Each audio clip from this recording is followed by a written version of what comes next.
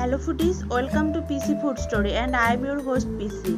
এই চ্যানেলের ভিডিওর থিম হলো নতুন নতুন খাবার প্রেজেন্ট করা, সেই সাথে খাবারের ব্যাকগ্রাউন্ডের স্টোরি শেয়ার করা। আশা করি প্রত্যেকটি ফুড স্টোরি আপনাদের কাছে ভালো লাগবে। চলুন তাহলে শুরু করি আজকের ফুড স্টোরি।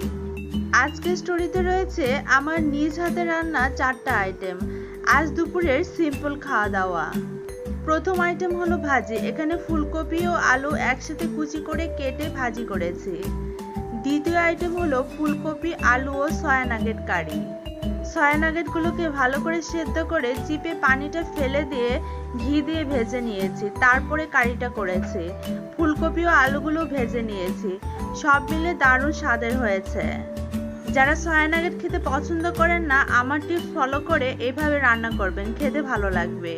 এর পরের আইটেম হলো ডাল মাছ, মানে মুগ ডাল দিয়ে মাছ রান্না করেছি। সাধারণত আমরা মুগ ডাল দিয়ে মুড়ি ঘন্ট রান্না করি, আজকে রান্না করলাম মুগ ডাল দিয়ে মাছ। মাছগুলো একটু ছোট সাইজ করে কেটে তারপর মুগ ডাল ভেজে রান্না করেছি, এটা খেতে আরো ভালো হয়েছে। মুগ ডালটাকে হালকা করে ভেজে নিয়েছি আর মাছগুলোকেও হলুদ লবণ মাখিয়ে হালকা করে ভেজে নিয়েছি, তারপর রান্নাটা করেছি। সবশেষ আইটেম হলো ডিম ও মুরগি। ডিম ও মুরগি একসাথে ভুনা করেছি, একসাথেই দুটো রান্না হয়ে গিয়েছে, এতে সময়ও কম লেগেছে, খেতেও ভালো লেগেছে। তো ফুডি ফ্রেন্ডস, এই ছিল আজ দুপুরের খাবারের সিম্পল 4টা আইটেম।